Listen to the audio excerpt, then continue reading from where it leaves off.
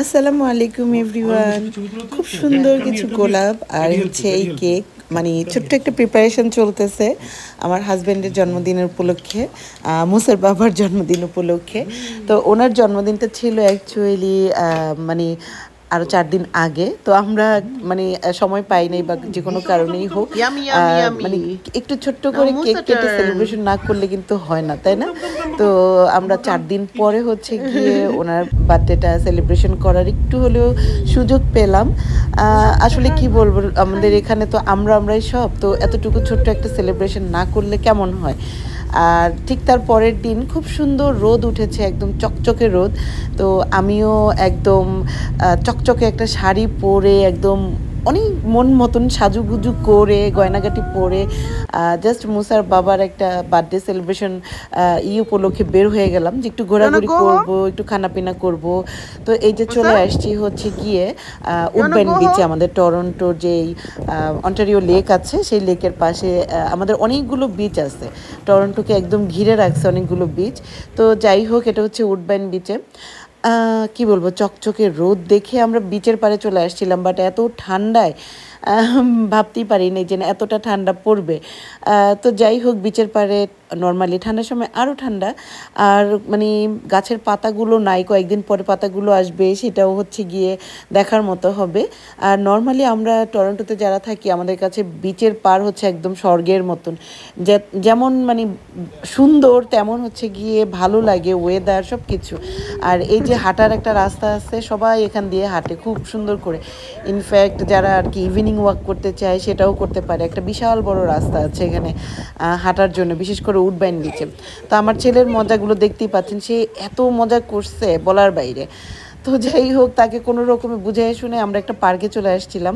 এটা হচ্ছে গুলরুট পার্ক। আমি অনেকগুলো ছবি আপলোড করছি, তো অনেকে জিজ্ঞেস করছেন যে এটা কোথায়। এটা হচ্ছে কি গুলরুট পার্ক, আপনারা একটু গুগল করে নেবেন।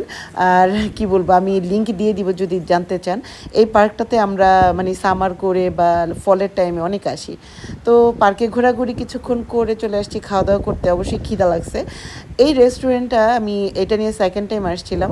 তো যাই হোক, রেস্টুরেন্টের আউটটা এত সুন্দর, যারা আমরা টরন্টোতে আছি তারা অনেকেই জানি যে এরকম একটা সুন্দর রেস্টুরেন্ট আছে। বাইরের এই যে বাইরের মানে বসার সামারের সময় এখানে বাইরে বসে প্যাটিওগুলোতে বসে খুব মজা করে এনজয় করা যায়, এবং ওদের আউটটা খুব সুন্দর, একদম ইন্ডিয়ান একটা পাঞ্জাবি একটা লুক আছে। তো এটা হচ্ছে গিয়ে তান্দুরি ফেস্ট আমাদের। আজকে আমরা এখানে একটু খাওয়া দাওয়া করবো, বার্থডে খানাপিনা। যাই হোক, তো বাইরে তো একদমই ঘোরাঘুরি করা যাচ্ছিল না ঠান্ডার মানে চোটে। আমরা গেলাম হচ্ছে গিয়ে পার্কে, ওখানেও প্রচণ্ড ঠান্ডা। তারপর ওখান থেকে দৌড়াতে দৌড়াতে চলে আসছি যে এখন আমাদেরকে ইনসাইডে ঢুকতে হবে। তো এই রেস্টুরেন্টটা নিয়ে একটু বলি। এই রেস্টুরেন্টটা হচ্ছে গিয়ে ওরা বুফে করে, হ্যাঁ। তো আমরা ফার্স্ট টাইম গেছিলাম তখন হচ্ছে গিয়ে বুফে করছিল। আর এটা আমরা আজকে যখন গেলাম দেখলাম যে বুফে নাই, এখানে অর্ডার দিয়ে খেতে হবে। তো যাই হোক, বুফেটা যে কবে করে সেটা আমার জানা হয়ে ওঠেনি। কি বলবো, আর আপনারা চাইলে ঘুরে আসতে পারেন এবং জেনে আসতে পারেন। আর এটার মানে ইন্টেরিয়রটা মানে মোটামুটি সুন্দর ছিল, কারণ একটা মানে পাকিস্তানি না, ইন্ডিয়ান একটা লুকস ছিল, হ্যাঁ। তো ইন্ডিয়ান ছোট ছোট খুব সুন্দর জিনিসপত্র দিয়ে মানে সাজানো গোছানো ছিল। আমি খুব বেশি নড়াচড়া করতে পারিনি, ওই যে মুসাকে বসা করে রাখছি, সে একটু কিছুক্ষণ পর পর উঠে উঠে দৌড় দিচ্ছে।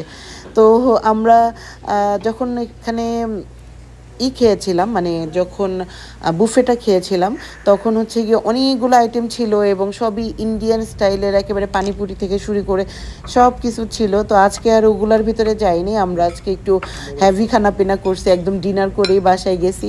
তো আমাদের হেভি খানাপিনা মানে হচ্ছে এই, হ্যাঁ, বেশি খাবার নিতে পারি না, নিলে বেশি খাবার একসাথে খেতেও পারি না, আবার দেখা গেছে সব বাসায় নেওয়া লাগে। তো আমাদের দুজনের হচ্ছে এই খানা। এখন বলি যে এই যে আমাদের গাড়িটা দেখতেছেন, বাইরে একদমই কাজগুলো একদমই নোংরা হয়েছিল, কারণ গত কয়েকদিন এত বৃষ্টি ছিল, বাইরে গাড়িটা যেখানে রাখা হয় সেখানেই মানে বৃষ্টির ফোঁটা পড়ে পড়ে একদম গাড়িটা নষ্ট হয়ে গেছিলো, বাইরে একদম ময়লা হয়ে গেছিলো। আমি বাইরের কোনো সিনারি মানে করতে পারতেছিলাম না, কাজগুলো এত নোংরা হয়ে গেছিলো। তো আমাদের গাড়িটাকে এখন আমরা অটো ওয়াশ করতে নিয়ে আসছি। তো এই হচ্ছে আমরা অটো ওয়াশে ঢুকতেছি। আমরা গাড়ির ভিতরে বসা, একদম সব কাঁচ টাচ লাগানো। এখন গাড়িটা আমরা এক জায়গায় রেখে তারপর হচ্ছে গিয়ে এই ওয়াশিংটা দিচ্ছি। এখন আমার ছেলের মজাটা দেখেন, সে কী যে পরিমাণ মজা পাইছে। এর কারণ হচ্ছে ও একটু যখন বুঝমান হয়েছে তারপর থেকে আমরা ওকে নিয়ে আর এভাবে মানে গাড়ি ওয়াশ করিনি। তো যাই হোক, গাড়ি ওয়াশ করার মানে একটা অনেক বড় ভিডিও ছিল, ওটাকে কাটছাট করে একটু শর্ট করলাম। যদি সময় পাই তাহলে ওর মজা করে গাড়ি ওয়াশ করার মানে ভিডিওটা আমি অবশ্যই দিব। ও খুব মজা পাইছে। So happy today car wash দেখে।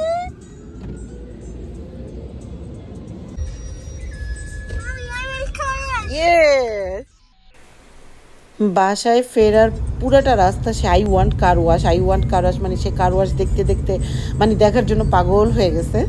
আর এই তো ঠিক আমাদের এখানে এখন সন্ধ্যা বা মানে সূর্য ডুবে হচ্ছে একদমই 9টার দিকে, মানে অলমোস্ট 9টার দিকে। তো এই যে আমরা বাসার দিকে যাচ্ছি তখন মোটামুটি মানে ডিনার করা শেষ, একদম সূর্য ডুবে যাচ্ছে এরকম। তো এই সময়টা হচ্ছে কি আমার মানে সব সময়টাতেই আমার ভালো লাগে। আমি যখন গাড়িতে থাকি বা যেখানেই থাকি না কেন, যখন সূর্যটা ডুবে আমার এই আকাশটা দেখতে যেমন সুন্দর লাগে তেমন এই সময়টাও আমার খুব ভালো লাগে। তো গাড়িতে যেতে যেতে আরও একটু পকপক করি। মনে হয় যে মানে দিনের এই সময়টা যেরকম একদম শেষ সময়, তেমনই আমাদের জীবনে একটা শেষ সময় আসবে। তো এটাই চিন্তা করতেছিলাম লিটারেলি গাড়িতে বসে বসে যে জীবনের শেষ সময়টা যেন সুন্দর হয়। কারণ মানে আমরাও এখন অনেকটা মানে শেষ সময়ের দিকেই আগাচ্ছি। তো দিনের যেই শেষ সময়টা যেমন সুন্দর, তেমন সব মানুষেরই মানে শেষের দিকের জীবনটা সুন্দর হওয়াটা অনেক বেশি জরুরি এবং অনেক বেশি ভাগ্যের, অবশ্যই বলবো। তো এইগুলোই মনে করতে করতে যাচ্ছিলাম। আমরা কানাডাতে অ্যাকচুয়ালি একা একা থাকি, তো অনেক কিছুই মাঝে মাঝে মনে হয় যে কি হবে জীবনে, কি হবে পার করব জানি না।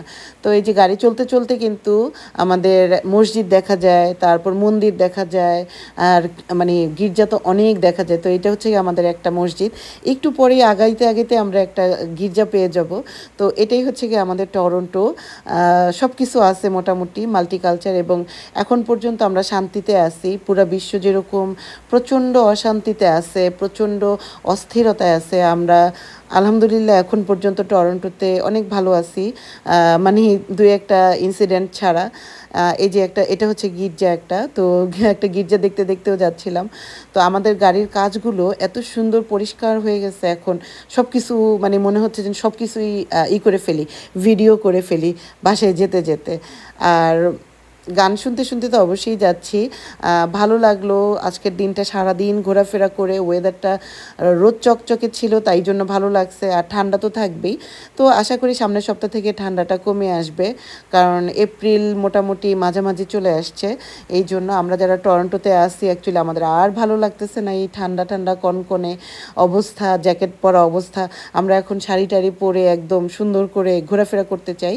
তো কয়েকদিন পরে আমাদের পয়লা বৈশাখ, তো আশা করি সেদিনটা আমাদের ওয়েদার খুবই ভালো হবে, আমরা খুব সুন্দর করে পয়লা বৈশাখটা পালন করতে পারবো এবং আরও অনেক ছবি এবং ভিডিও দিতে পারবো আমরা কিভাবে টরন্টোতে পয়লা বৈশাখ পালন করি, তাই না? তো যাই হোক, আপনারা সবাই ভালো থাকবেন। থ্যাঙ্কস ফর ওয়াচিং, আপনাদের সবাইকে আমার সাথে থাকার জন্য। ভালো লাগলে অবশ্যই কমেন্ট করবেন।